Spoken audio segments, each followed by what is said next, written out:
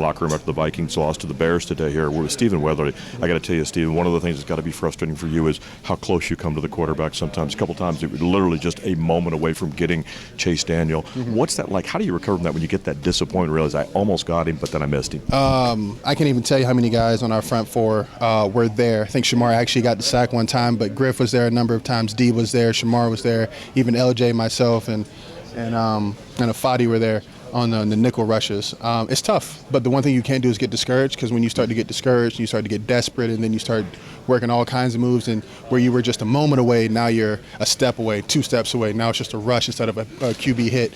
So the one thing you have to do whenever you get so close but they happen to get it out, just stay the course and keep going, because eventually, like Shamar was able to get, it will turn into a sack eventually. Yeah, we see you often, obviously, the defensive. We saw you a lot of times at defensive tackle here. What's the difference in the pass rush you've got to kind of generate inside against even bigger guys who are not as mobile?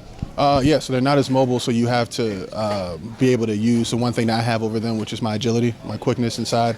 Try to stay away from power, because those are the heavier dudes, more of the 330s, 340s, 350s. So yeah, and everything happens a lot quicker. One question for you, obviously the fans back at home all want to know, is it seemed like it was very difficult the first half to get off the field. Were the Bears showing you something different that you didn't expect, or what created that to where it just the third and shorts they were able to convert?